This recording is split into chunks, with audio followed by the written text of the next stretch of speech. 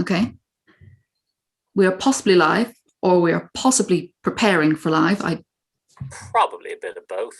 Yeah. Oh, it seems to be going up. Oh, I can see myself on the screen now. That's fantastic. There we are. Excellent. So we'll get all the sharing going now. Yeah. So while Naoise takes over the sharing, let's explain who and what we are and what we're doing here. We are Unlicensed Oral Arts. We're a group of storytellers who tell stories, go on tangents, and anything else? I think the tangents really kind of covers it. We make good mouth sound for you. Yeah, we're really good at words. Words, yeah. In front of the other. I mean, Sinead is actually a writer. Yeah, you wouldn't know it, would you? So Sinead, as well as being a storyteller and a writer, what else are you? I'm a ginger. I'm a writer, I'm a storyteller. Mostly what I write is plays. I like to write plays and see people do the words for me. And I currently also work for a gas company. So I sold out the L corporatization, Everyone needs a day job. What? Everyone needs a day job. Yeah, that is the day job. Yeah. So people can tell you not to give it up. Yeah. Oh yeah. Naoise, who are you? What do you do?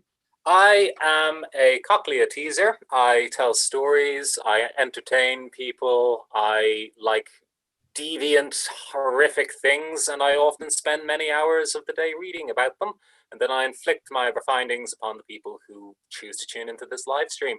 Other than that, I really don't have a life at the moment. You can find me rambling on Twitter or Facebook, but most often here on Unlicensed Oral Arts YouTube channel. And I am Emily. I'm a storyteller, as are the others. I'm also training in Montessori at the moment, which is fun. I'm doing a course on Montessori and dementia, which is interesting. Oh, yeah. And I also I'm the one who pulls the face. Oh yes. Most normally when Naoise is telling a story, but occasionally when Sinead or Stephen are telling a tale. We ought to keep a tally, really. We should have like a home bingo game. Yeah, definitely. I think we should definitely make a drinking game out of the monthly storytelling at some stage. Mm-hmm. Drink when penis is mentioned. Drink when childbirth is mentioned. Drink when someone's eviscerated. Drink when Emily makes the face.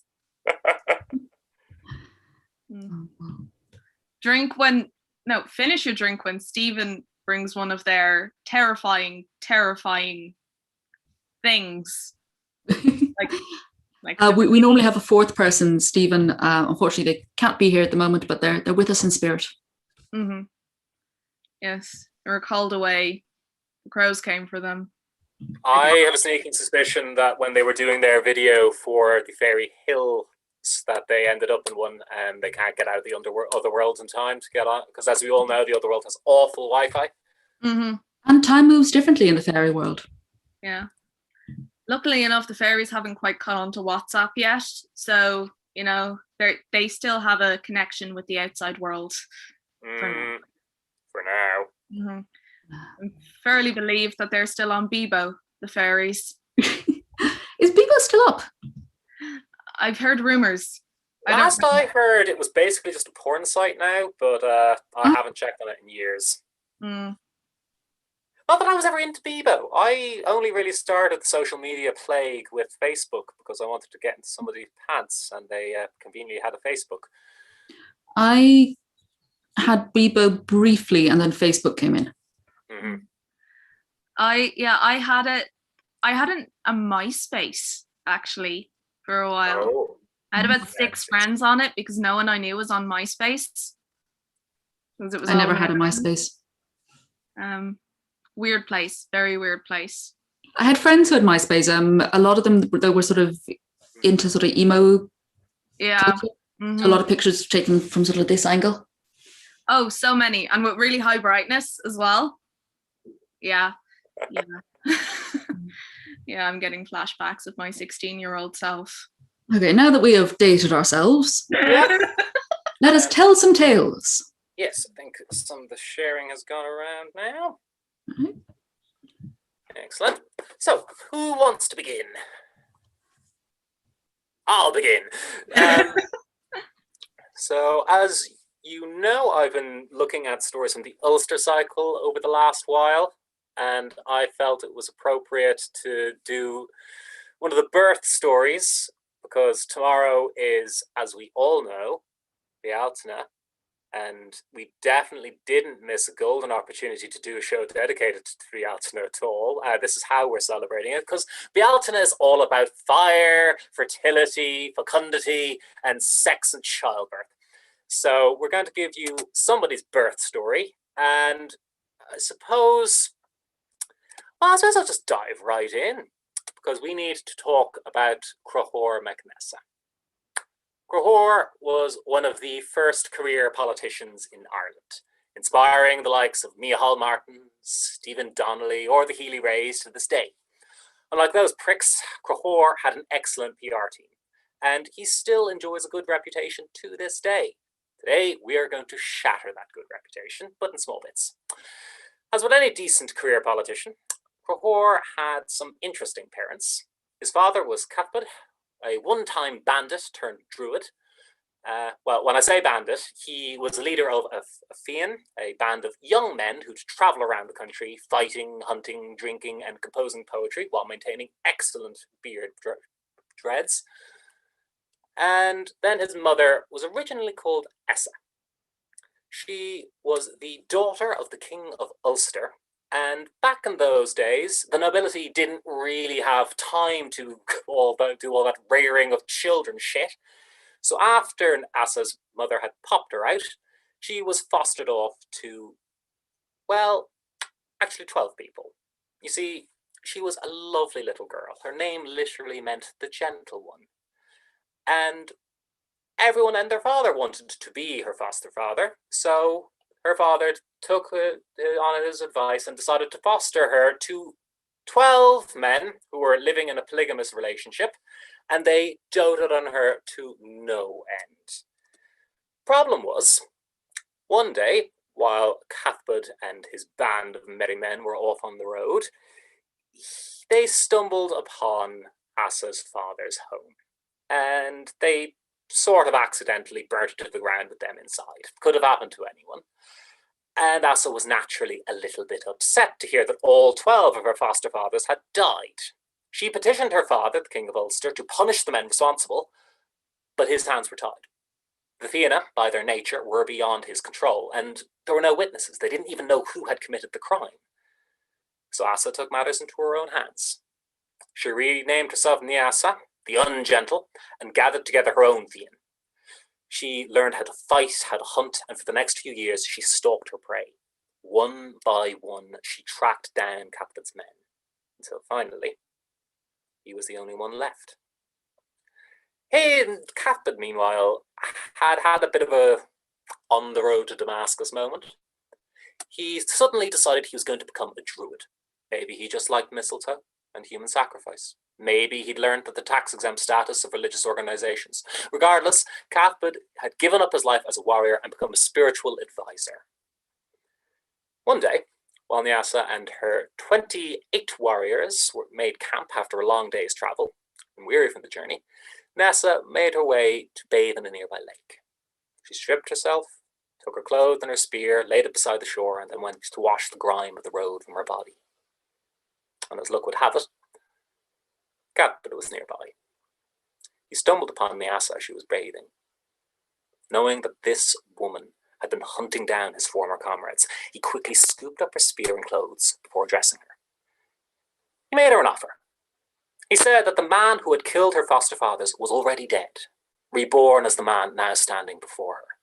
Yes, she could attempt to take her revenge, but doing so would likely result in the death of them both. Instead, they should just let bygones be bygones and unite their power. Naoise listened with interest. Not only was she currently in a somewhat vulnerable position, but Naoise had always been ambitious.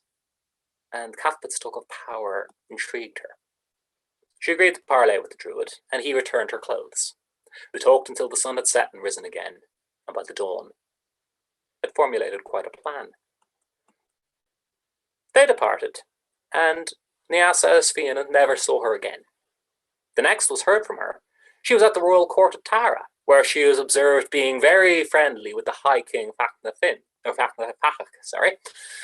The gossip at court was that the High King was very taken with Naoise and had chosen her as his lover.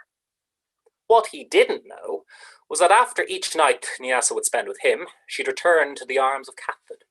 She and the druid were living in a small cottage near the river Crahor, while she pursued relationships with the High King, waiting for a sign to move on to the next phase of their plan.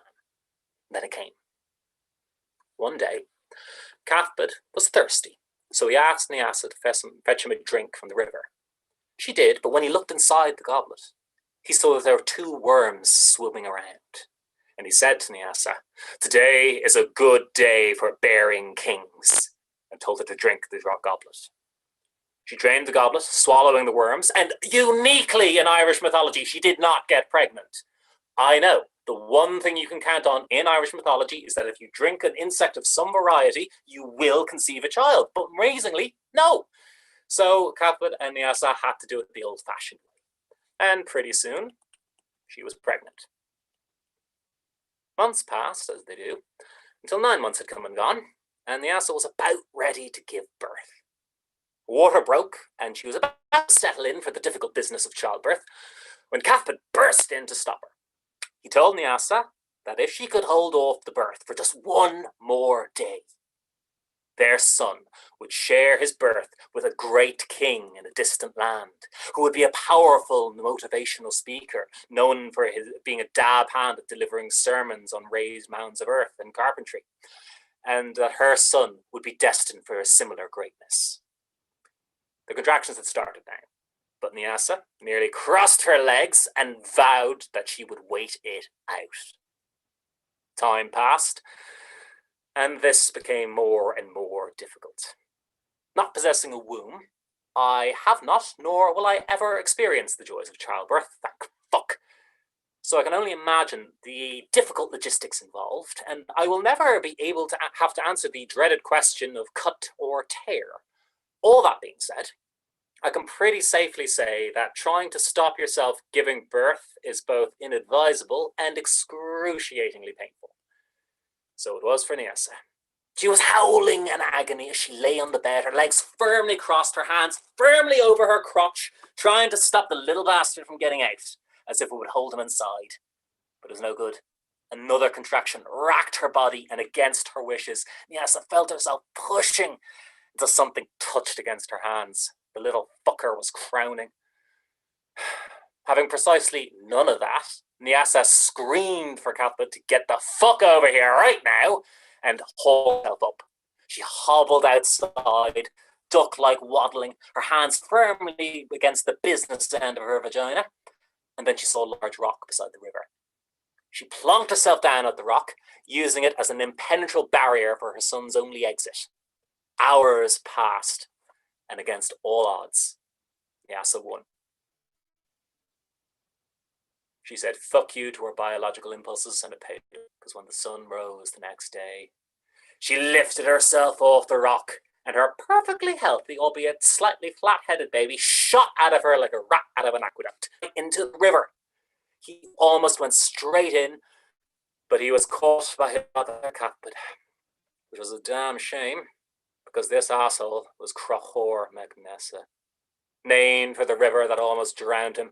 Crahor was raised believing that his father had been Facna Fachach, who had conveniently died shortly after Crahor's birth, leaving no one to dispute the claim. After some years, Naoise took her son to her native Ulster, where she caught the eye of the new king, Fergus MacRoy. Fergus was enamoured of Naoise, and he proposed marriage, which he refused. After taking some time for his pride to heal, Fergus asked again, but was shot down. He swore he was done with thoughts of Naoise now, but she came to him in his dreams every single night, and he proposed a third time. And this time, Naoise agreed on one condition. She feared that her son, Crahor, would be quickly forgotten about as soon as she married Fergus and they had their own children, who would naturally inherit their father's wealth and lands, while poor Crahor got nothing. He was the son of the king, she said, the High King, and was therefore worthy of honour. But this was unrecognised. She asked that Fergus step down as king for a year and a day, and allow her son Crahor to rule in his stead. After that, he would abdicate and return the crown to Fergus, and then he and his sons could legitimately call themselves the sons of kings, as was his birthright. Fergus could see the logic in her breast, words, and he was nervous about the idea at first, but his new advisor, the druid Cathbad, helped him see the logic in her request and told him that there was nothing to fear. Fergus was a capable king, a competent administrator, and with an all-Ireland economic focus and outlook, he had received the benefits of healthy relations with his nearest trading partners. Why would he fear that a 7-year-old boy would play king for a year and somehow take the throne from him? He should have known better, but that's for another time. So that concludes the birth of Crahor mac Nessa.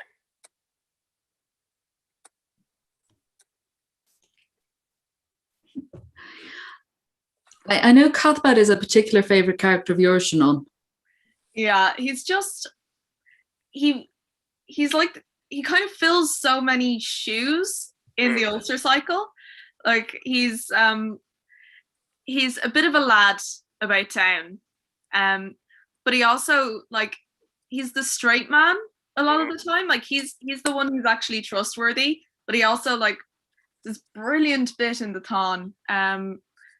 Yeah, it is in the Thon where Cathbad and load of the lads are sitting around and Cuchullin's there. And Cuchullin starts to get kind of the anger building up on him. You know, Cuchullin's kind of, when he goes into his crazy battle frenzy, he gets so angry that the pillow beneath him bursts and all of these feathers fly around. Cuchullin runs out and Cathbad just says, "This is troubling." This bodes. Yeah, so it's kind of, that's the sort of guy Cathbad is. Like, Cathbad would be the guy in the musical who's like, why is everyone dancing and singing? And then he'd sit back and enjoy the show. Yeah, exactly. Like, he kind of, like, he meddles and stuff, but he also is quite sage and wise at the same time. Yeah, and he never generally gets on anyone's bad side as well. Generally. Somehow. I did like, Naoise, how you managed to weave all the various stories of Cormac Ness's conception together. Yeah, it's quite a difficult thread.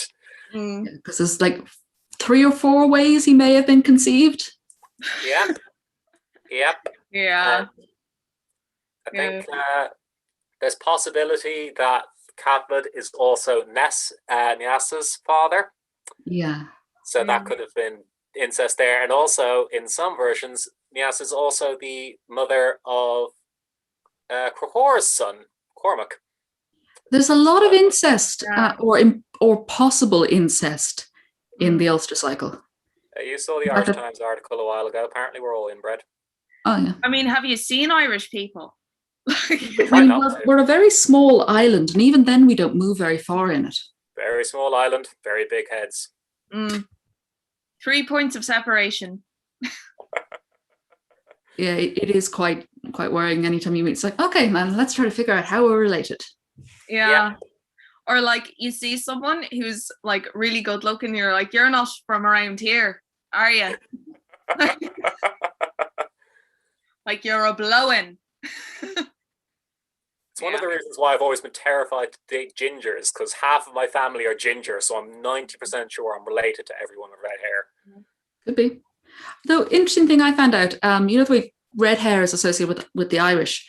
Not actually Irish, it came with the Vikings. Yeah. So it's a Scandinavian trait. It's why there's actually, I think, definitely in certain parts of Scotland, that there's a heavier percentage of people with red hair up there because they had the Scandinavian influence for a lot longer than we had, especially around like the Isles area. Yeah, but gingers are dying out. So, know. you know, Colin Ryden. protect your gingers. Mm. Yeah. Right. Well, I've got a story which I came across recently, so this is my first time attempting to tell it. And though it's not an Irish story, it has a similar trend to a lot of Irish stories in unusual ways of conceiving. So let me begin. I'm just remembering the one time on the podcast where I sort of started to crack my knuckles before going into storyteller mode. Okay.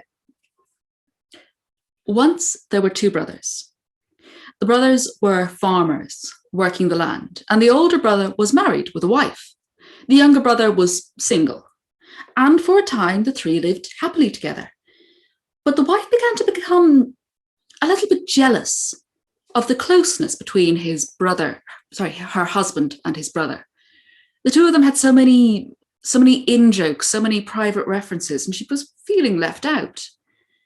And she began to slowly, little by little, drive a wedge between the two of them, making just little comments, little seeds that would grow up until eventually the two brothers began to fight and argue on almost a daily basis. And that was when she put her masterstroke. She began to dress up very nicely and say, "Did you see how he was looking at me?" And finally, the older brother could no longer stand it. He went off and struck his younger brother. The younger brother declared, "What on earth are you doing?" He began to run, and his older brother pursued him. They ran far out across the land. The younger brother called up to the sky and called down to the earth, and a great river parted the two of them. They stood on either side of the river, screaming back and forth at each other, things that were essentially, "You were looking at my bird." The younger brother said, "I was not looking at your bird. Also, you shouldn't, talk about your wife that way. You don't own her. She's her own autonomous being." Eventually, the brothers calmed down, but there was still that little seed of jealousy and doubt in the older brother's heart. So the younger brother, to prove that he had absolutely no interest in his brother's wife, took out a knife, cut off his genitals, and threw them into the river. Now this seemed to settle matters.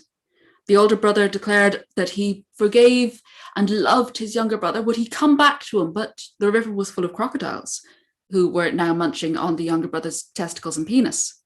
So they could not be rejoined. The younger brother said, though, he would go away. He would place his heart in a cedar tree. If that tree was ever cut down, he would die. But his brother would know of this, for on that day he would be given a tankard of beer, and it would be frothy. And the two parted. The younger brother, he went off, he took out his heart and placed it in a cedar tree. And he began to make a new life for himself, but he was lonely. He had no one to talk to, no one to listen to. And so he began to gather the earth, and he began to gather water, and he began to make a clay. And out of the clay, he made a woman, and he breathed life into the woman, and she became his wife. But there was something missing in their relationship. The woman of clay felt unfulfilled in her marriage. And so when the Pharaoh came passing by and caught her eye, she left. The brother, who was left alone, went to pursue his wife, to argue that he had breathed life into her. Surely, she had to give the marriage at least another try before she went off with the Pharaoh. But the wife of clay was having none of this. And so she chopped down the cedar tree that contained her husband's heart, and he died. Back across the river, the elder brother was pouring himself a flask of beer. He saw the beer begin to froth up and overflow, and he knew that his younger brother had died. He went to the river and he called out to the crocodiles, "Please, they must let him pass." He flicked the foam from the beer into their mouths, and they fell asleep and formed a bridge across the river. He crossed and went to the cedar tree. He looked among the leaves and he found his brother's still heart. He crushed it between his hand into dust.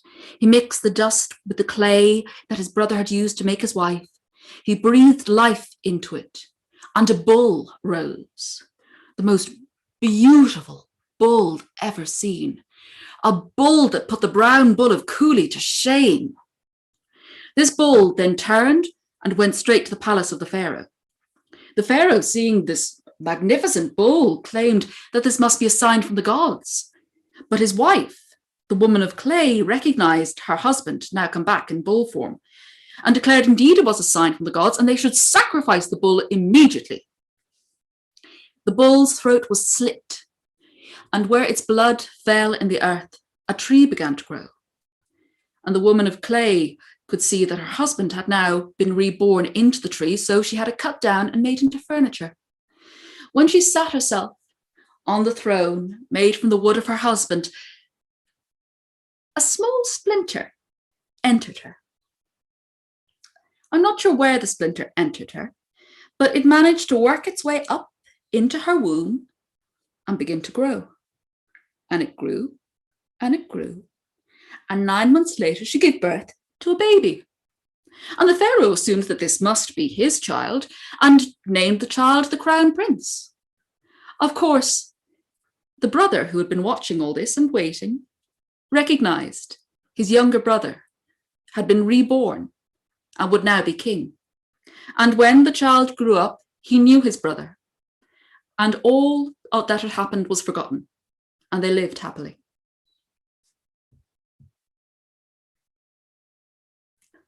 So not the best way of, I didn't tell that story the best, I've only just come across it, needs work, but I was just sort of intrigued by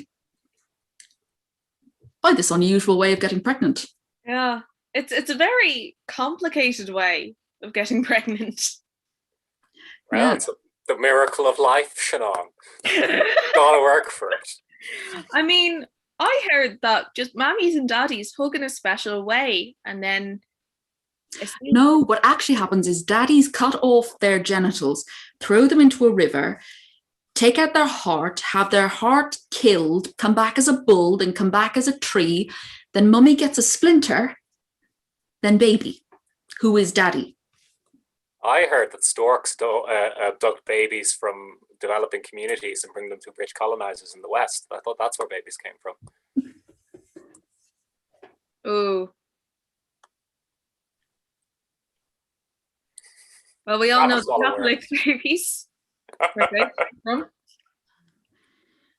I was talking to you guys in the chat in that story about that story because there's a bit of it that I feel kind of uncomfortable about. So I was sort of like trying to gloss over, but the elder brother's wife basically tries to seduce her brother-in-law, and when he rebuffs her, she accuses him of rape, which is what causes the conflict between the two. Yeah. Which is something I like. You kind of needed a bit to explain the cutting off genital bit, but I don't like sort of continuing this idea of false accusations of rape because it shows up in a lot of stories. Yeah. But in reality, it's very rare. It's one of those. I think it's one of the problems when you're dealing with material like this is that it's the contemporary and contemporaneous values difference that we're aware of how damaging that is in this society, whereas back then, I know, I'm convinced that it was still being used even back then as a way to. It definitely, that's the problem. A lot of it is, I'd say it would have been direct. Like there definitely was an element of society that was using it that way. I just think that the general awareness around it wouldn't have been as high.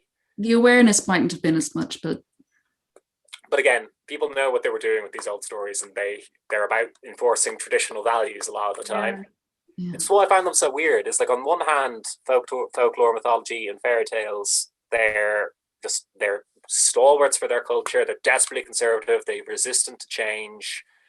But on the other hand, they're incredibly subversive and have always attacked authority.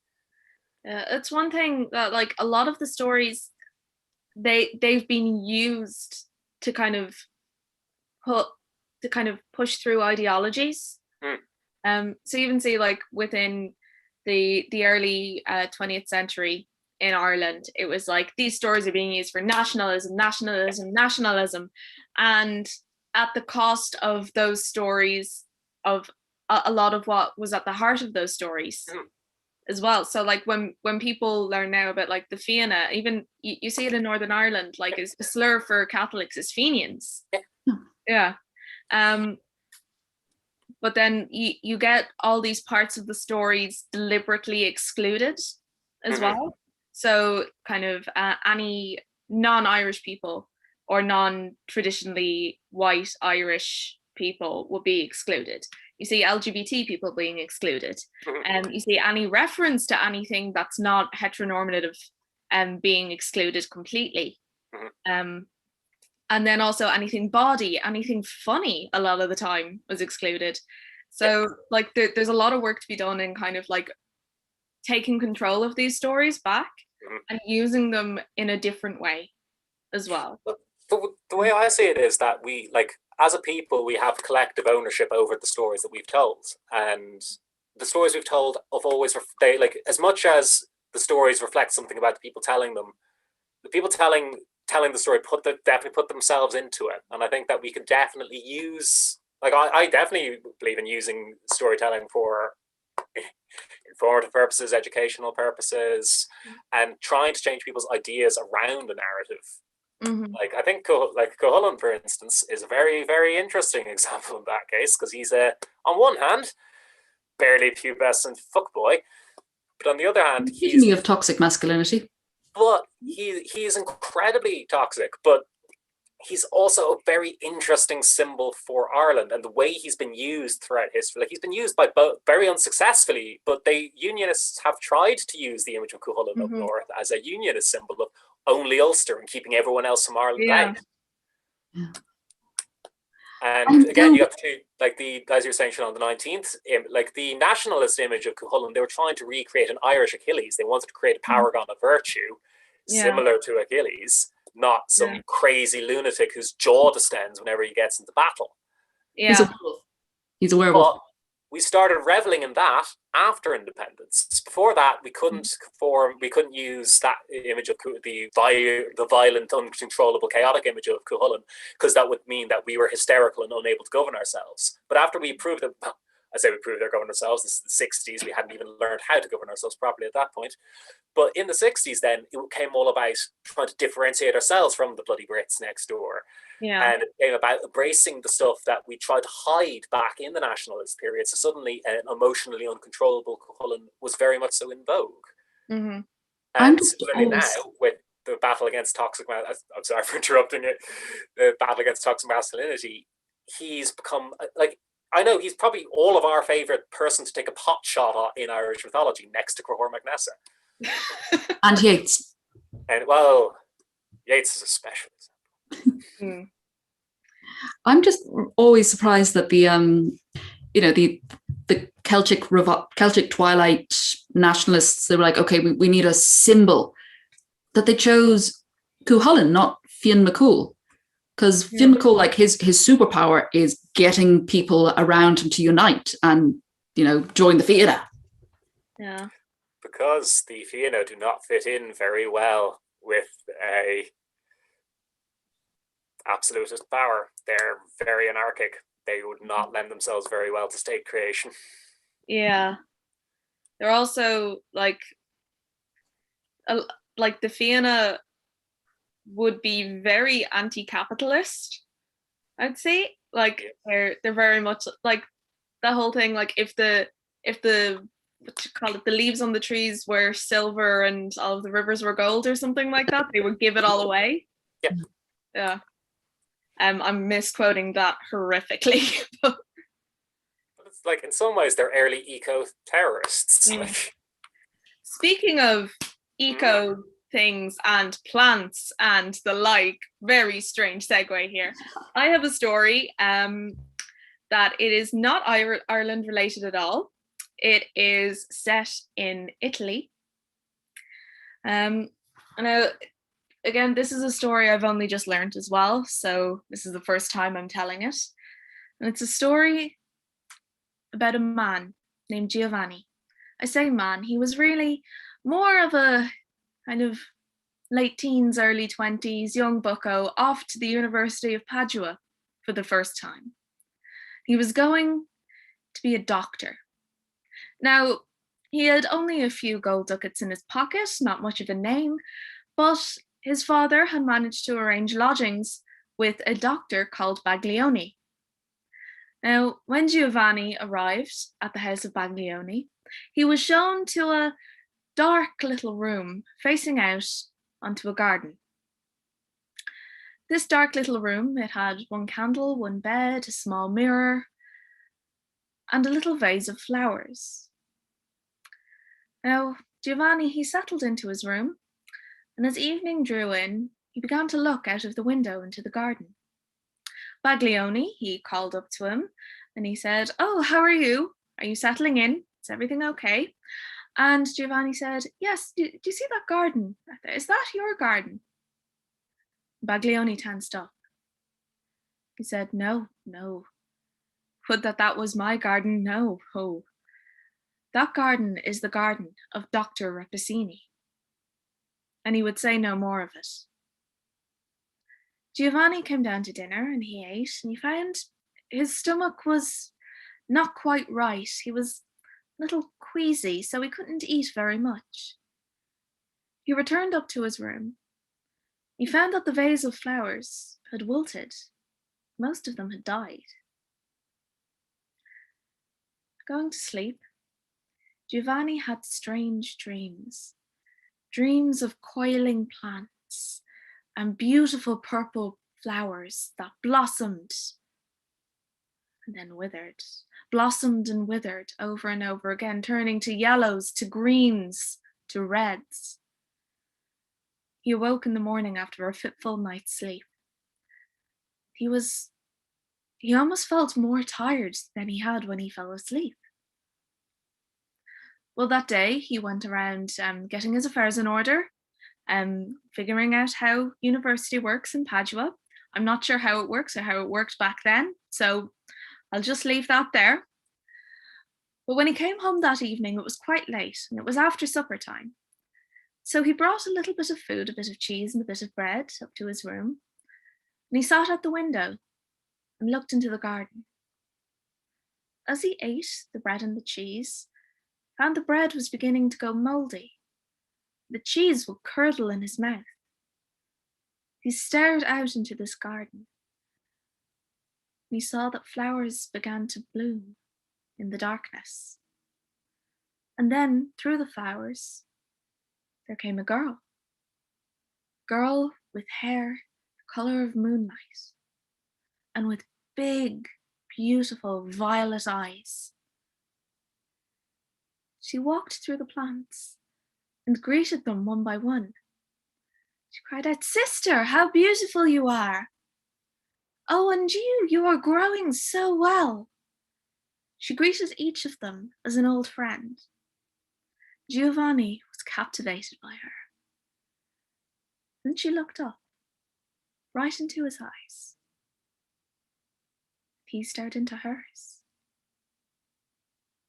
At that, she heard a call from her father. It said, "Beatrice! Beatrice, come in this instant." She turned and fled into the house of Dr. Rappaccini. Giovanni spent another fitful night in that room. And in the morning, when he went down and greeted Baglioni, he said, "There was a girl in the garden of Dr. Rappaccini." "Ah," said Baglioni, "that is Beatrice. Beatrice, every young man in Padua has been infatuated with Beatrice, but none of them have met her. None of them have seen her up close. She never leaves the garden or the house of Dr. Rappaccini." Giovanni spent the day thinking about Beatrice. He could think of nothing but Beatrice. And as evening drew in, he sat at the window once more. And again, he saw Beatrice in the garden. She looked up to him and smiled. She said, "Hello," he replied. "Hello. Will you come down to the garden?" "I have no way to come down. There are no doors in your wall. There are no gates to get in." she called up to him. "There is if you know where they are." And she showed him, along the wall, there was one part with a tiny little chink that if you pulled it in just the right way, it opened. And Giovanni couldn't go down there fast enough. He ran into the garden and then stopped. There was a smell in the garden, a sweet, sickly smell. He looked around for Beatrice, but he couldn't see her anywhere. He walked up to a flower, a tiny red flower, with yellow dust on the middle.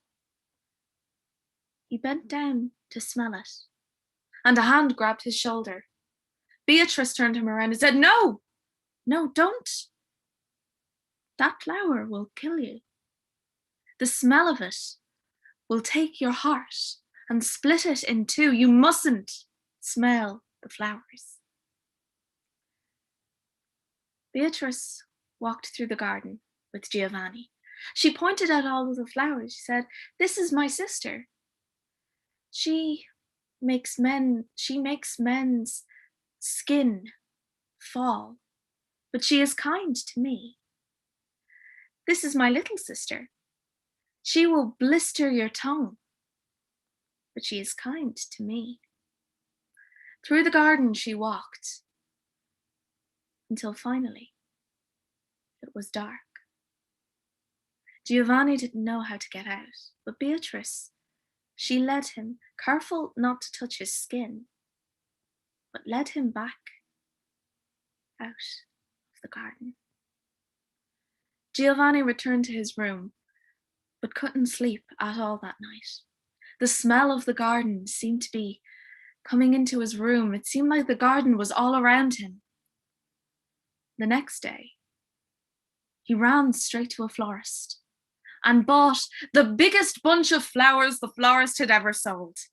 There were roses, there were lilies, there were daisies. It was all a little bit too extravagant. He spent all of his ducats on those flowers. That evening, he went to the same part in the wall that he had gone to the night before, and Beatrice let him in, and he handed her the biggest bunch of flowers she had ever seen outside. And as she took the flowers, one by one, they withered and crumpled up. And no more than a minute had gone by, and the flowers curled in on themselves and died. Giovanni, needless to say, was a little bit perturbed by this. He'd just spent all of his money on these flowers. But Beatrice smiled and thanked him for the flowers and said that they were so beautiful. They spent another night in the garden, talking and laughing, and all the time Giovanni breathed in the sweet scent of the flowers, but didn't dare touch one. As morning was coming close, Giovanni was about to leave when he saw an old man, sickly and pale, with grey skin and faded green eyes, standing where he would have left through the wall.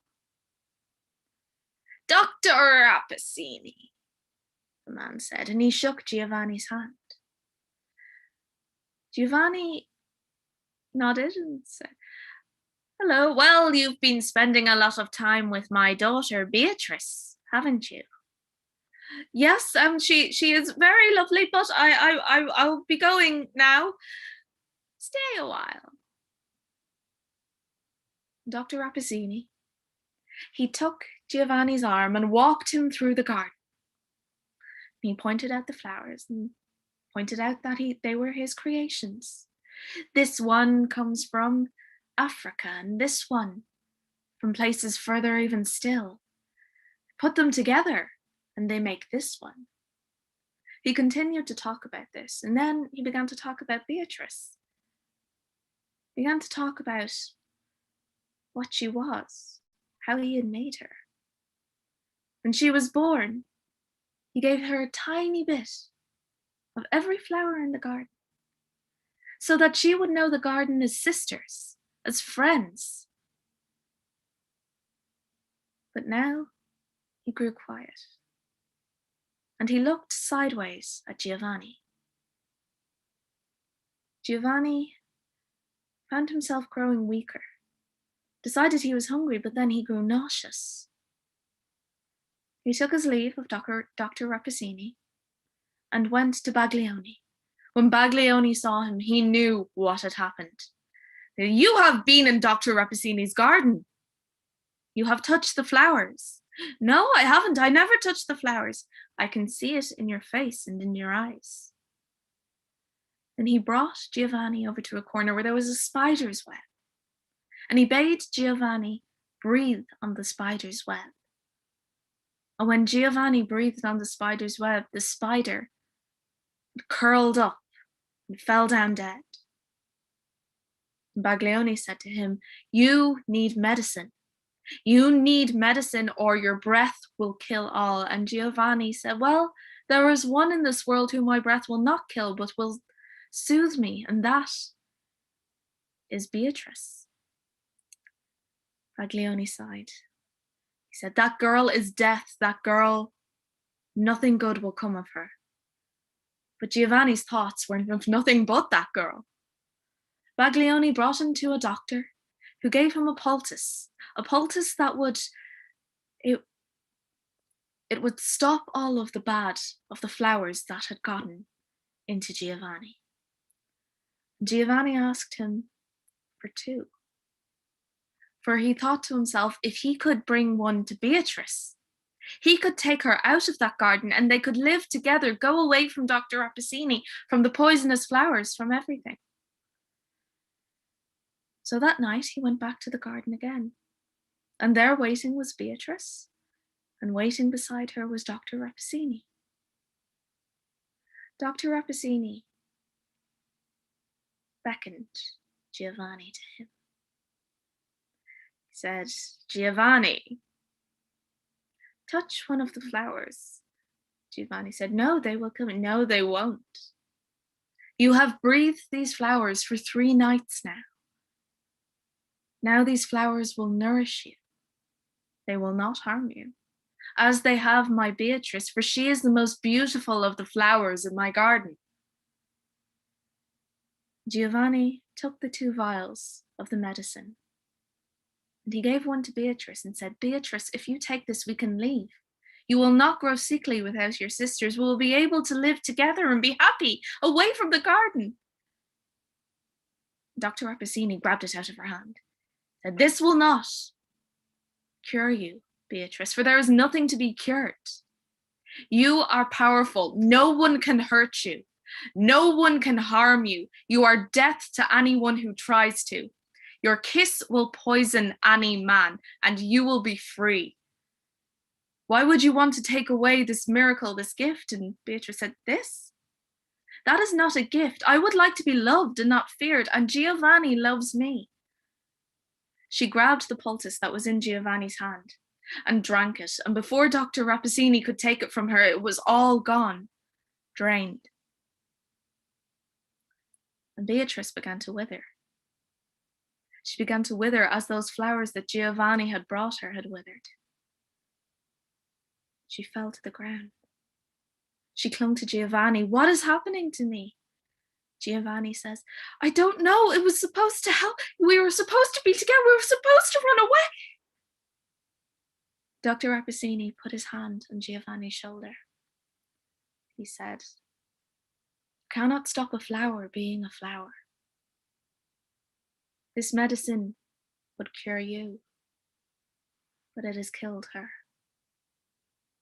Dr. Rappaccini sighed sadly, walked back into his house, leaving Giovanni and the withered Beatrice in the garden. All of the flowers in the garden bloomed at once at the sight of their sister.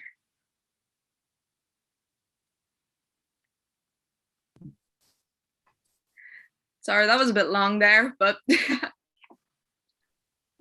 took way too much sadistic pleasure in those last lines there. I know, right? I either go for, oh, and then they all died, or like, and they died slowly and horribly. Where do you keep finding these bizarre humanoid plant stories? I don't know. It's like I specifically seek them out. That one, it was actually a story by Nathaniel Hawthorne, and I kind of took it and like Frankensteined it a bit. Yeah. Yeah. But yeah, I really like that story. I need to work on it a lot more though, but yeah, kind of the girl who was a killer plant. Yeah. Well, it did remind me of a story, though a very different story. There's no humanoid plants in this, but it is a story that takes place in Italy, and that's the only resemblance. Right. So once in Italy, in let's say in the fair city of Padua, there were two musicians, Francesco and Boneri. Chanel knows the story. They were friends, like brothers, more than brothers. Each day they would go out into the piazza and they would play their instruments and people would toss coins to them and all was happy. But one day as they played, their eyes both fell on a woman across the square. They saw her and in one breath they both declared, I am in love. See, I'm in love with her. No, I'm in love with her. Both musicians, both Francesco and Boneri, how could this be? How could they both love the same woman? They both followed her, calling out their devotions. They came to her house. They stood beneath her window, each crying out, oh, I love you, I love you, I love you. Eventually, the woman came to the window, opened it and said, how can you love me if you don't even know my name? Francesco and Boneri looked at each other. Then in one voice they cried, tell us your name. My name is Magdalena. Oh, Magdalena. Oh, you inspire me.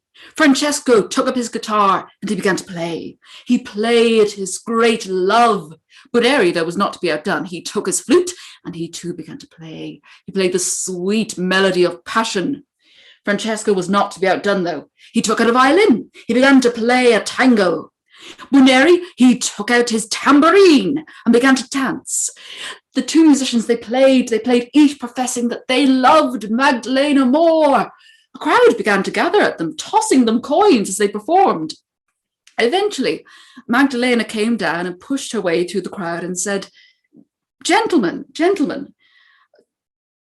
there is a way we shall settle this with a game. Tomorrow, we will meet in the great Piazza Square, the square that is marked with black and white tiles. All you have until then to go out and play. Play your instruments, gain as many coins as you can. Francesco, you mark your coins with red.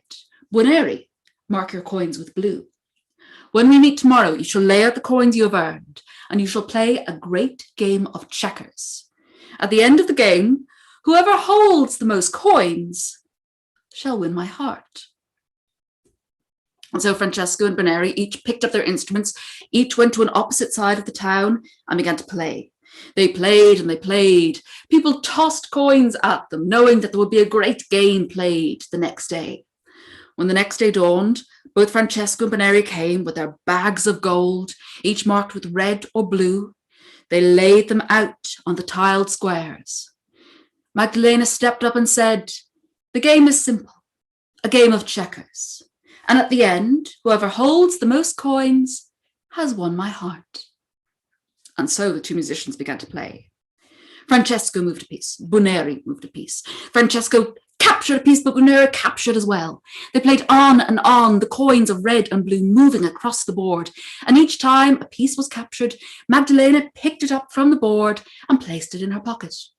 They played on and on as the sun rose to the height of the sky and began to descend. They played on, the musicians moving coin after coin. Red pieces were captured, blue. They played on, people gathered, placing bets and wagers over which of the musicians would win. At last, there were only 2 coins left on the board. 2 pieces, one red, one blue. Francesco and Beneri looked up at each other. A tie. They turned to Magdalena, but Magdalena, who had pocketed each piece as it was removed from the board, was gone. Francesco looked at Beneri. Beneri looked at Francesco. And then they began to laugh. Indeed, the one who has the most coins has her heart. Love cannot be won. But my friend, this coin shall buy wine. Indeed, my friend, and this coin shall buy bread. And so the two musicians leapt arm in arm and were very happy together. I can't believe how much I've missed that story. Oh, fun. I love it. Yeah. All I could picture was Tulio and Miguel from the Yes! Do you want to give the background, Shannon? Tales from the Shadows stories from when we did the Caravaggio show. Yeah, I remember you talking about it. Tulio and Miguel. Yeah. There were these two paintings next to each other. Yeah. Of two musicians, and then further off there was also a thing of some guys playing checkers while a woman looked on, and we were like, oh, these characters have to be in a story somewhere. Yeah. And it was, yeah, fantastic.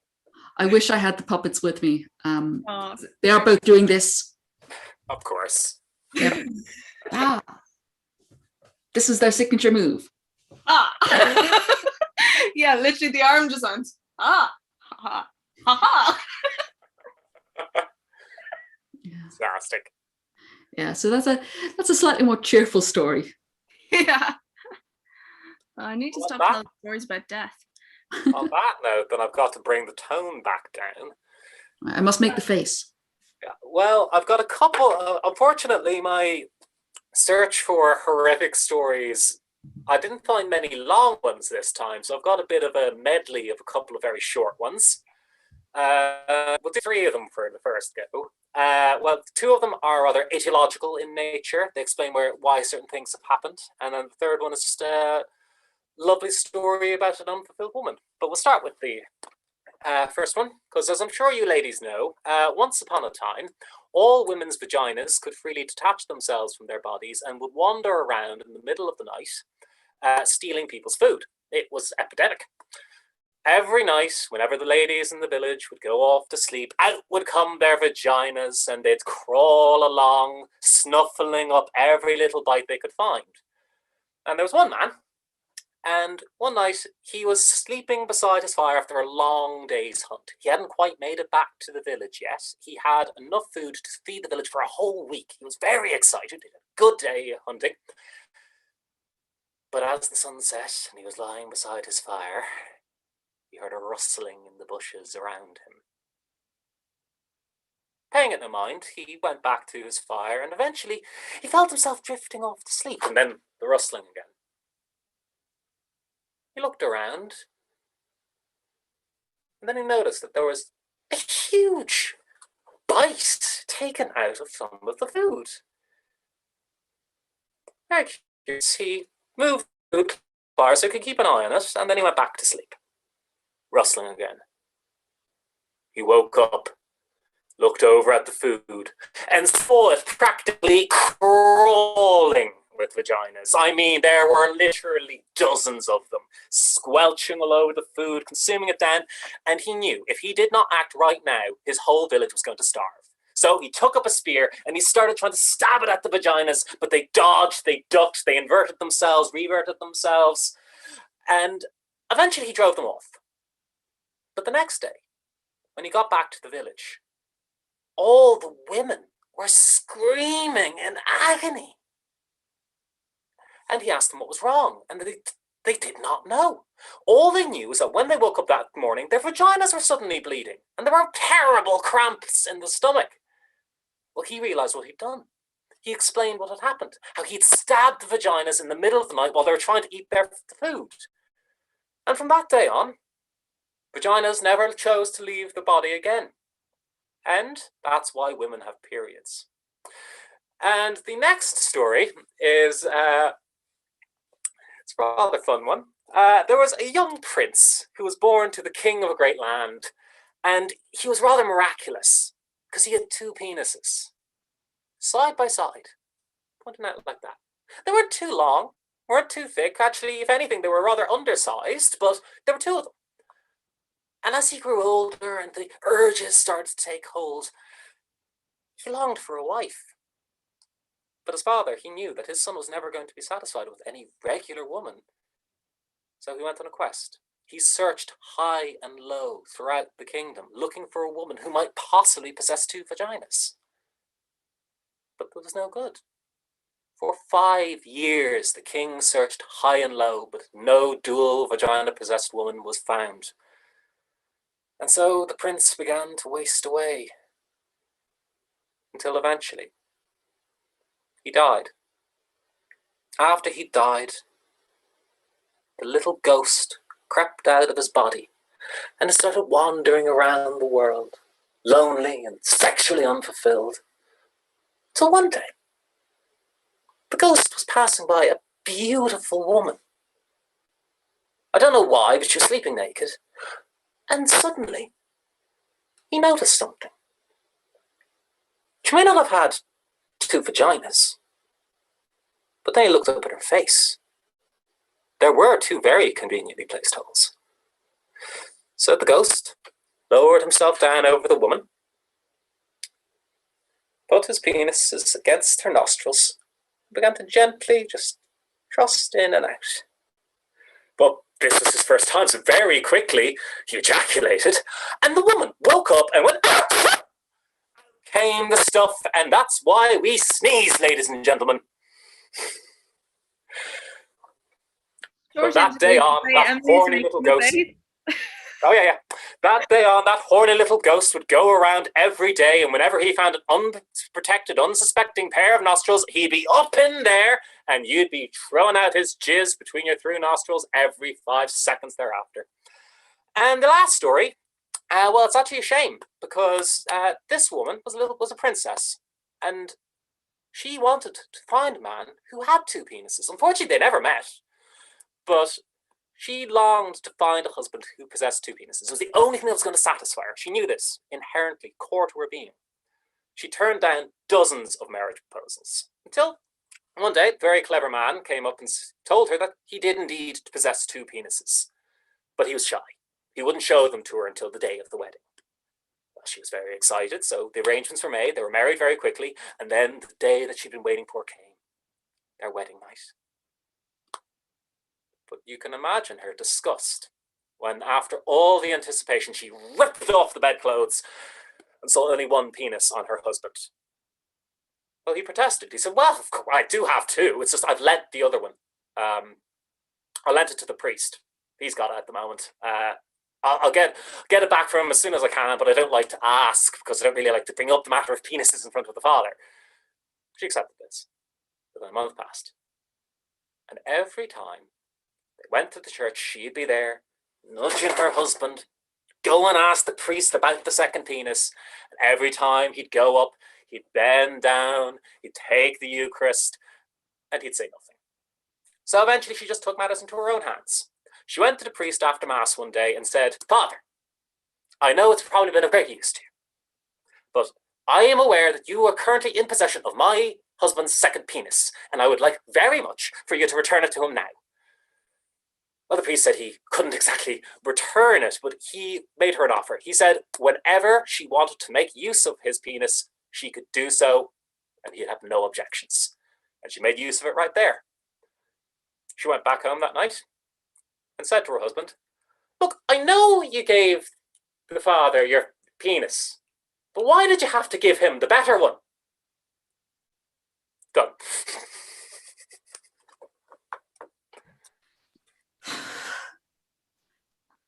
You're welcome. How many of these stories will come up in the new sex ed flourish thing? I hope many.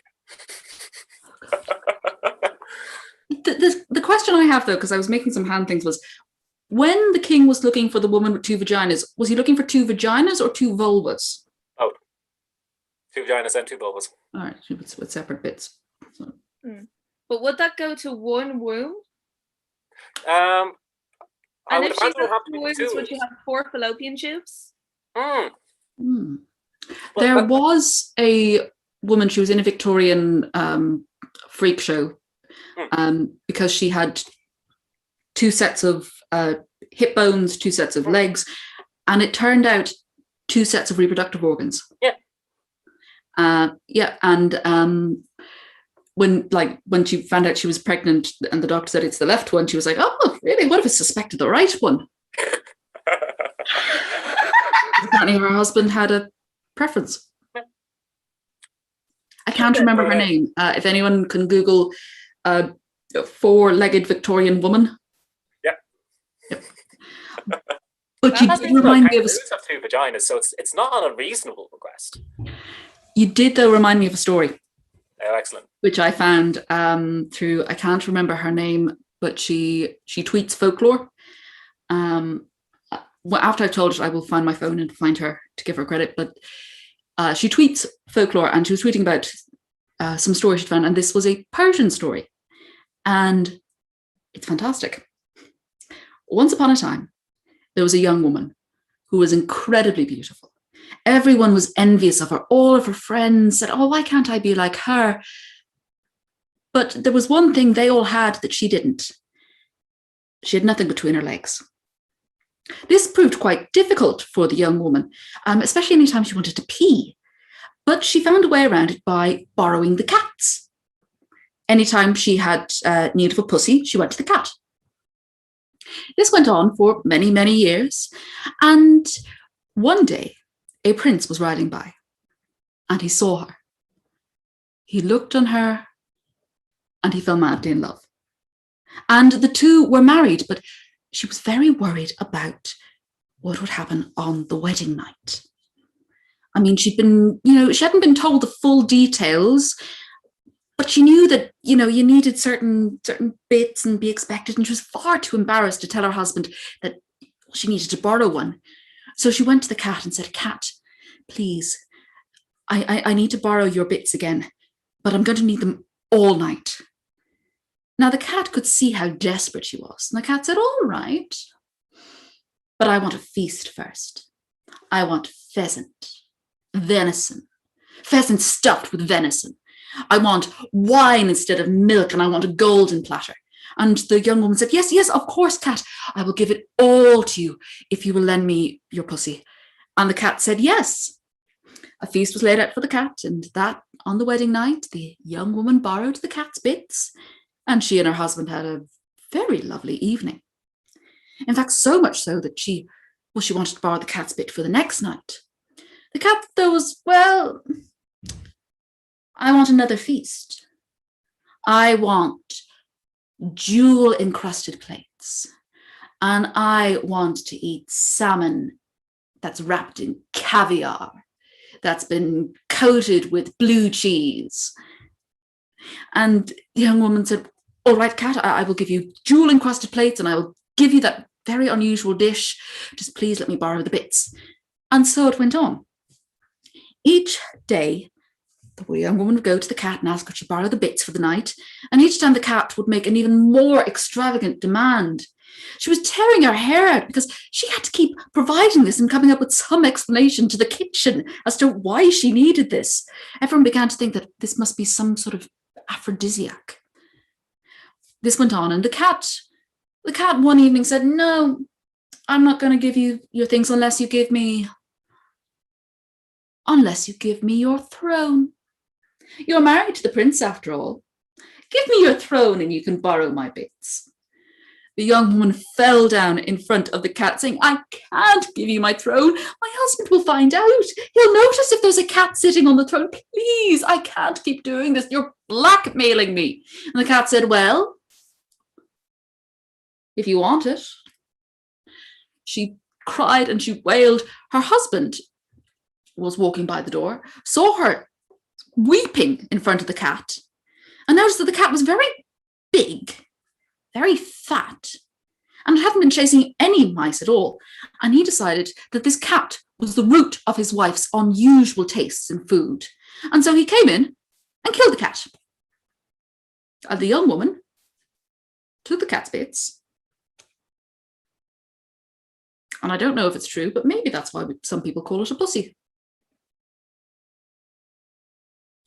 That is definitely the reason people call it a pussy. Yeah, we probably should have mentioned these stories are not suitable for children. I've been doing the content warning thing all week. It's fine. It's fine. Yeah, but I came across that story and it's just Wonderful. and it's called The Greedy Pussy. Ah. See, I've been saying it all along. There is erotic folklore out there. You just need to look. Oh, there's loads of it. Okay. I'm gonna bring the tone back to a little more horror now, because I think we've had a lot of penises this evening. So this is a story that I heard a while ago. So a friend of a friend's brother, he was looking after his girlfriend's little brother. Okay. So the girlfriend had gone out for the night. He was babysitting. And the little boy, about 7 or 8, came down from upstairs and he said to the man's name was Glenn. He said, "Glenn, can you tell me a story?" Glenn said, "Fine, okay, I'll tell you a story. But I won't tell you anything scary or you won't go to sleep." The boy said, "Okay. Have you heard about click-clacks?" "No, never heard about click-clacks." "I can tell you about click-clacks." "Okay." Click-clacks, they live upstairs in houses and they eat your insides. They drink and drink and drink until there's nothing left except bones rattling around in your skin like a bag of bones and skin. Now Glenn was a little bit freaked out by this. He said, okay, I think maybe it's time you went up to bed. I don't think you need any more stories. Oh no, I have lots of stories about click-clacks. Click-clacks, you don't know they live in your house. They live everywhere, in a lot of houses, but you won't know that one's there. But then they'll come up to you, and then they'll take you. And they'll drink and drink and drink until there's nothing left on your insides. Now Glenn, he wasn't one to be spooked easily, but this kid was staring so intensely at him. And Glenn, all he wanted to do was sit in front of the TV and, have a beer, just relax. So babysitting, it's easy. Children, they're fine. They're just tiny little adults. They're grand, no trouble at all. The child was just standing and staring at him, in his little pajamas, his little toes wiggling on the floor. Glenn said, okay, I'm going to bring you up to bed now. Okay, before the kid freaked him out anymore because he was getting a little bit shaky now. So he takes the kid's hand and the kid starts going up the stairs. And Glenn follows him, holding his hand tight. He's going up the stairs and then he thinks, I can't remember this kid's name. What was his name? He's racking his brain for us. And the kid, he doesn't stop on the first floor. He goes up and up into the attic. And then Glenn thinks, my girlfriend, she doesn't have a brother. Minding our house. She doesn't have a brother. And the hand that he's gripping gripped tighter. And pulled him up the stairs. When Glenn's girlfriend got home, she couldn't see Glenn anywhere. There was a strange noise from the attic.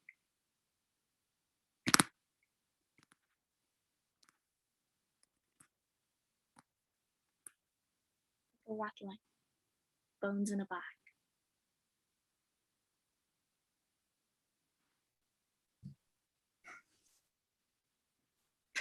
That's my you should never house sit for your girlfriend.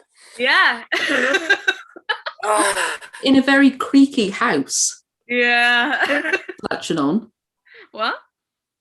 So thanks for that. I'll just be drifting off to sleep, and the house will start creaking tonight. Yep. In fairness, if there ever was a house infested with click-clacks, it would be your house. Yeah. Well, this place is definitely haunted, but it seems to be a reasonably friendly ghost. Mm. That's what you want, like.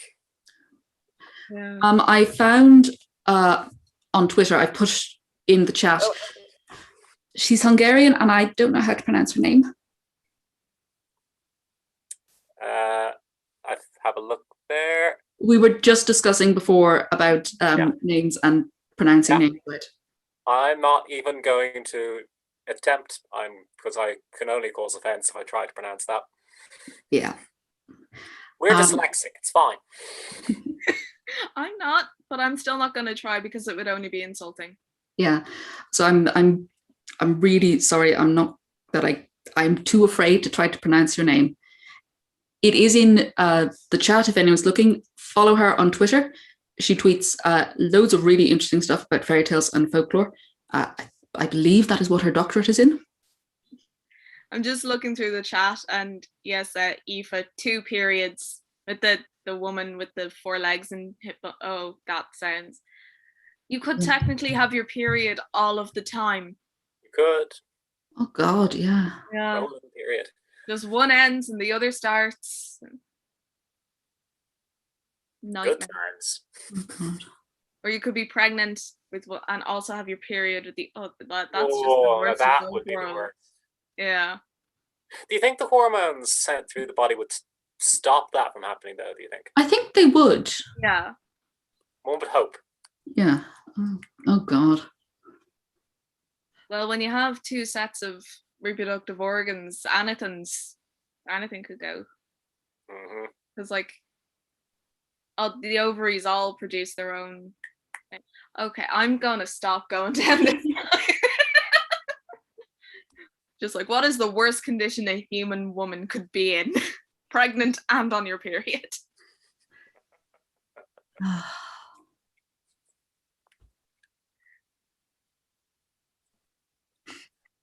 Nisha, you spoiled the ending. I just had to call it because I sensed it was coming. All right, from the chat, double pregnant. So which would be worse? To be double pregnant in 2 uteruses, or to be pregnant and on your period at the same time? I would say pregnant and on your period. I'd say because double pregnant, that would just be like you have all the pregnancy stuff, but it's just happening as you would be having with twins or triplets or anything. Well, I was thinking if you have 2 uteruses filled with 2 things of amniotic fluid, I mean, would there be enough room? And then if they both started trying to come out at the same time and they were fighting as to who's going to go first? Stretch marks on stretch marks on stretch marks. I don't think they'd be fighting though. I think there'd be some sort of your body would figure it out. Oh, but what if you gave birth to one, but the other one hadn't actually gone into labor yet? So you've given birth, and then you're still pregnant, and then you have to go give birth again. That's a nightmare. Or then by the time you give birth to the second one, another period's happened. Too ready, too early.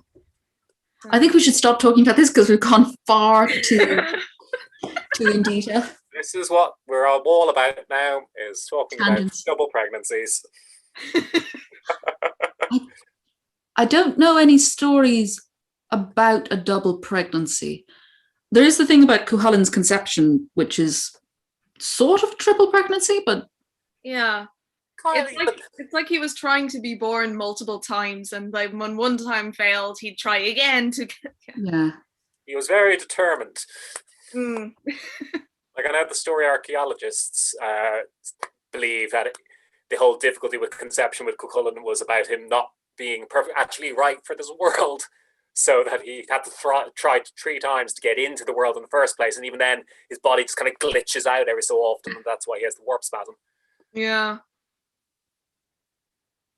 But let's see.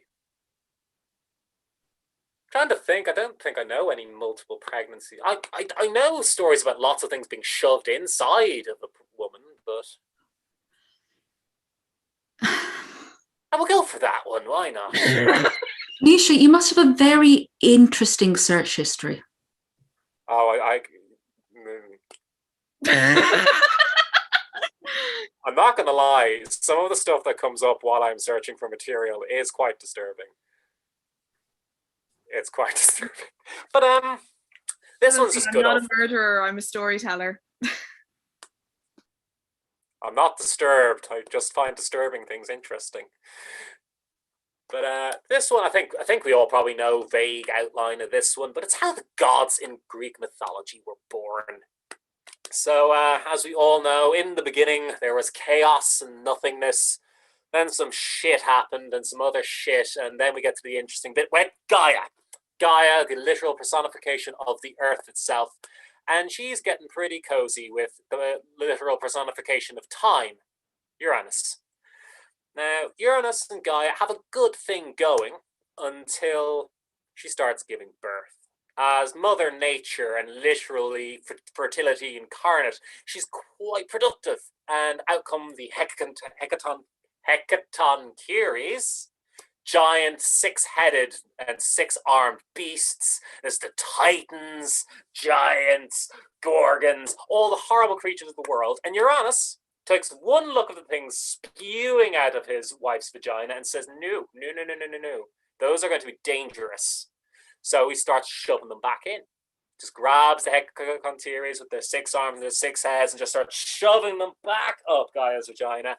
Grabs everything else, starts shoving everything back up, and she's feeling quite bloated at this stage. She's not very happy. But he misses one. Her favourite, her young son, Kronos. Now, Kronos is raised away from his father, so he doesn't know he exists, until one day he just comes to his mother and goes, Mum, I've been meaning to ask, but why are you always pregnant? I mean, I'm about 17 now, and you've always been pregnant. If anything, you're getting more pregnant day by day. What's going on? So she explains the situation with his father, vis-a-vis his father, and Kronos, he's just having none of it. He grabs himself a sickle and goes to sort his dad out. He bursts through the door, grabs Uranus by the balls, hacks them off, chucks them into the ocean, and Uranus quite naturally decides to retire from public life for a little while. His testicles, meanwhile, combine with the sea foam in the ocean to give birth to Aphrodite, the love goddess, because as we all know, any good love goddess should come from disembodied testicles mixed with seawater. And then Kronos decides to start taking all the shit out of his mum's vagina. So he opens it up and he starts pulling out the Hecatoncheires and the giants and the Gorgons, until eventually he starts pulling out the other Titans. And the last one he pulled out of his mum is his sister, Rhea. And he thinks Rhea is a little bit of all right, because while inside the womb, they've all been growing. She's perfectly, fully functional now. And he decides that him and Rhea should really get it on. They do. And once again, because her mother is literal personification of fecundity and fertility, Rhea starts giving birth to a lot of shit. And Kronos is having none of that. He knows what happens. You let your sister wife give birth to one fucking son, he's gonna cut off your junk. So he starts, and he knows that, well, she's bound to get a bit pissy if I start shoving stuff back up her vagina. So I'm just gonna eat them. So when the first baby pops out, down the gullet it goes. Same with the next. This one's a girl, down it goes, alternating boy, girl, 11 times. Until finally, Rhea's getting a bit pissed. I mean, I'm not sure how you'd feel about your husband, brother, eating your children as soon as they were born. Rhea was against it. I'm against it. I'm pretty sure most people would be against it, including the last baby boy to be born, Zeus. Now, Rhea took one look at Zeus and instantly knew two things. One, this was definitely her strongest, most able child. If there was anyone who would be able to defeat his father, Kronos, it would be this one. And two, they should really just register him for the sex offenders list right now. But she takes him away, sends him to be raised in the mountain, and he is raised without any healthy father figure, which probably leads to him being rather abusive towards women in later stages of life. And when he's fully grown, he decides to mount a war against Kronos. Kronos, meanwhile, has been enjoying his non-baby heavy diet because he hasn't had any babies since Zeus was born. And Zeus, well, to cut a long story short, he beats the shit out of Kronos and forces him to regurgitate all 11 other siblings, who are actually regurgitated in reverse order to the way they were swallowed, meaning that Zeus is now both the eldest and the youngest child. That's apparently important in Greek mythology. So finally, who should pop out at the end but Hera? And Zeus takes one look at this fully formed sister and goes, yes, incest is the best. He marries Hera and cheats on her about 5 seconds later, establishing a pattern he would follow until the day he died. That's about it for the... One of the most graphic but accurate. Oh. That's my tagline. Graphic but accurate. Yeah. Your sister wife and your brother husband. Like, if the Greeks are going to encourage their deities to screw their siblings, I'm going to talk about it. Yeah, that's the thing. Like, they're always, when you see a lot of these stories told, it's always like, oh, and Zeus and Hera were so in love. It's like, no, they were siblings, and there was basically no one else to bang. Yeah, and also he tricked her into marrying him. Mm. Yeah. The only one of the Greek gods that has really got his shit together is Hades. And even he kidnapped his niece. Yeah, I always read that as more of a, like, she's trying to get away from her mom, and her mom's real clingy. I've seen it done both ways. That's what I like about the story, is that there are multiple different versions of it, and most of them end on the side of, well, Hades was being a bit pervy here, but Persephone was actually kind of okay with being kidnapped. Yeah. But the most extreme... Her uncle. He's still her double uncle. It's Greek myth, like, everyone's related, so no one's related. Keep it in the family. But what's worse is that Zeus, in the longest version I know of it, Zeus actually basically sells Persephone to Hades, because Hades is upset that Zeus decided to take the lordship of the heavens and all the earth. Well, he only got stuck with the underworld. Yeah. Understandably, like. Yeah. Should we do one more story, or I think so. should we leave on that incestuous note? I'm unfortunately out of material, but what about you guys? I have a quick Greek story. It's Ooh. actually kind of nice, but kind of horrible. I'm just going to tell it straight.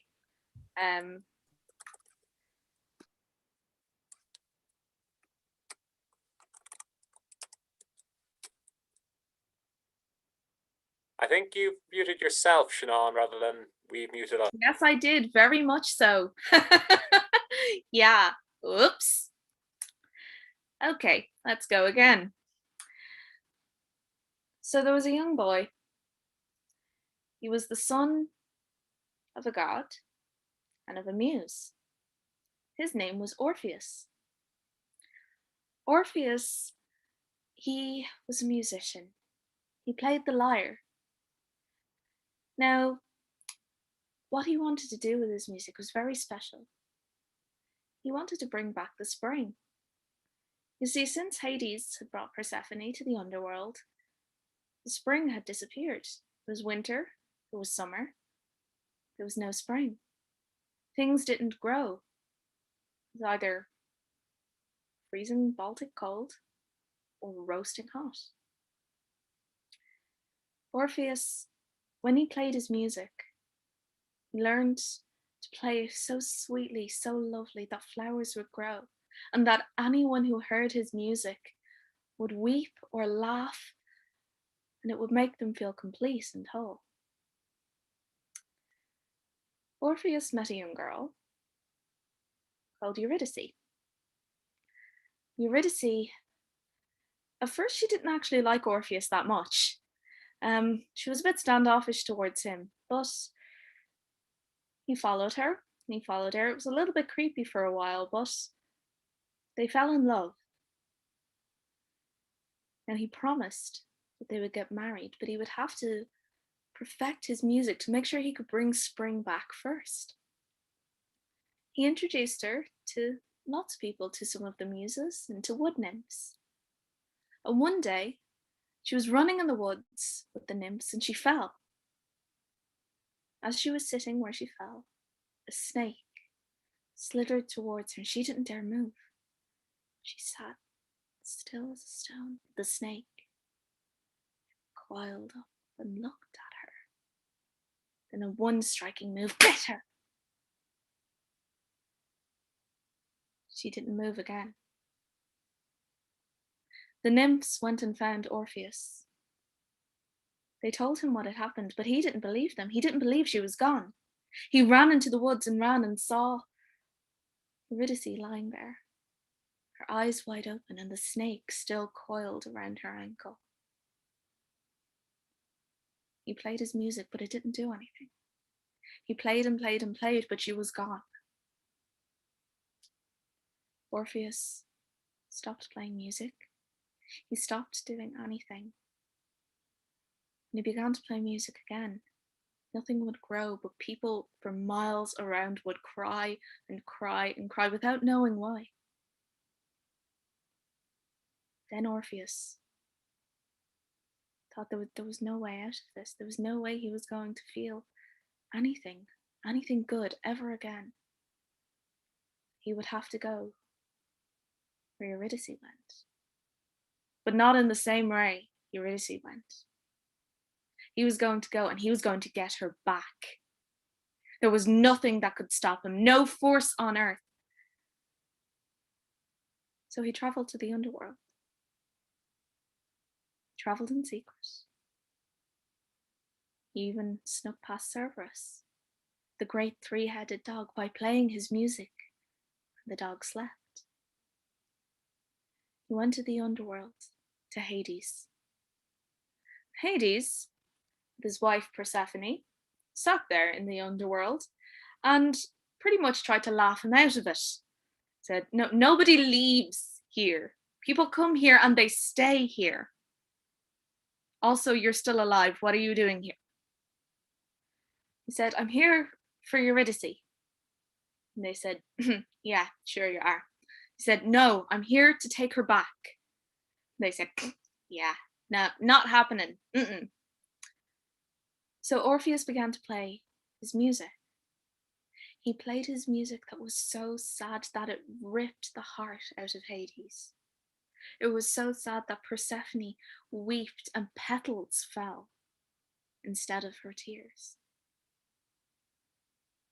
His music moved them so much that Hades, well, he wanted so badly to give Eurydice back to Orpheus, to let her be alive again, but that would set a dangerous precedent.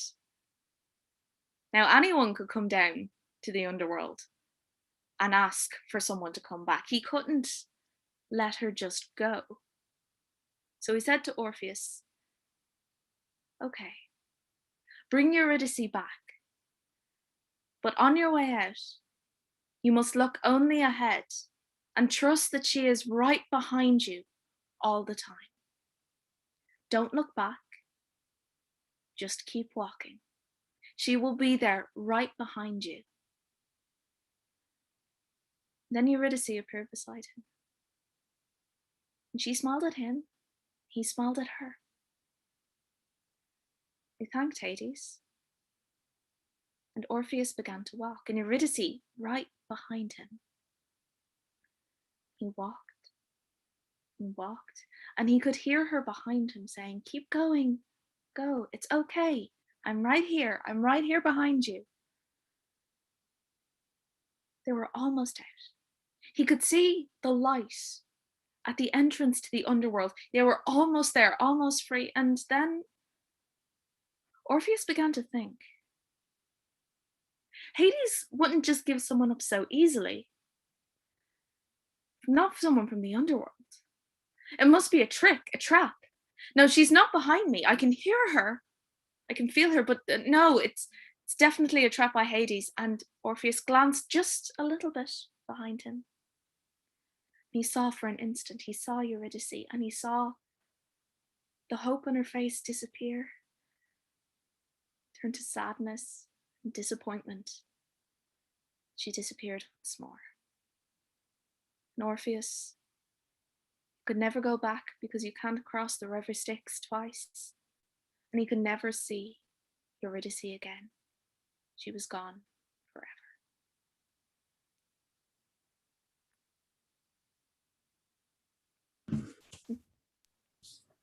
Always loved that one. As tragic as it is. Yeah.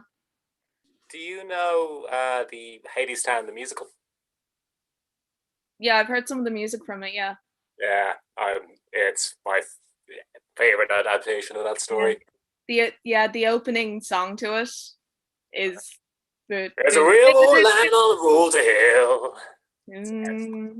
I've listened to the album it was based on more than the musical.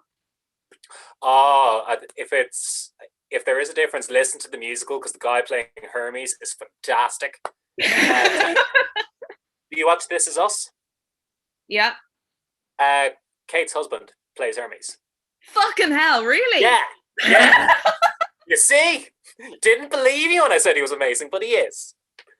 Did either of you see the Eurydice project in Project Art Center a few years ago? No, I meant to go, but I read about it, but I didn't get to see it. Did you? Yeah, I saw it. I hope it comes back again because it was really good. It looked fantastic. Yeah. I always find that story is so sad, because it's that thing where they almost get there, and that fucking kills me. And it's like he has the tiny little bit of doubt and fucks it up. Gluck wrote an opera version of it, and at the end, Love comes in and says, "It's fine, everything's fine. We'll bring her back. Let's have a happy ending." That's such a cop out, though. I know it is, but it's sort of even the storyteller did Moulin Rouge 10 minutes before the end. Sorry, I interrupted you, Naoise. What did you say? Even the storyteller did a less cop-out version. Actually, they didn't cop out at all with that one. The storyteller is fabulous. If anyone's looking for something to binge over the weekend, Jim Henson's The Storyteller. And the storyteller Greek Myths, because that one has Michael Gambon. Yeah. Jim Henson was a gift to the world. He really truly was. Yeah. All the 70s Muppets, like 70s through 90s Muppets, is on Disney Plus. Oh. Really? Yeah, it's so good. I'm not going to lie, I have the first 5 seasons of it on DVD anyway. Also, I love how Manamana was from literally the first episode. Oh, yeah. Manamana. It's such a clever, because it's like there's no plot, there's no dialogue, but it's like, oh, yeah. They're amazing. That is amazing storytelling, when you can tell an entire story with like just sounds. Yeah. And I think that is the perfect note to end this evening on. Yes. Thank you to everyone who has joined us, who has watched us, who's listened to us, go on tangents about genitals. That's why they come. That's why they come. Can we get like a t-shirt that says genital tangents? Yes. If you organise it. You can get it on mugs too. Right. Good night, everyone. I've been Emily. I've been Naoise. I have been Shannon, and will continue to be until otherwise informed. And there's links to stuff in the description. Yes, and because we still have tentative audience at our hands, I'm going to be putting up on Facebook soon a poll about what day people would actually prefer to listen to us on. Because currently we are doing Thursday, and we might get better audience if it was on another night. Yeah. So I'm just going to pop that up. Since you guys seem to be our core listener base, if you could pop over that when that comes up, that'd be fantastic. Also, if any of you have any requests for stories, even if it's just a story about X, please put it up on the Facebook page. I'll check it. We'll all check it. If anything, we long for inspiration on what to find. Yeah. Mm-hmm. Yeah. Even if you're like, I want more stories about horror. I want more stories about killer plants. I want more stories about wandering genitals, devouring things. What other cultures believe periods come from. Anything like that. Mm-hmm. So, yeah, cool. Thank you for joining us. Thanks for listening.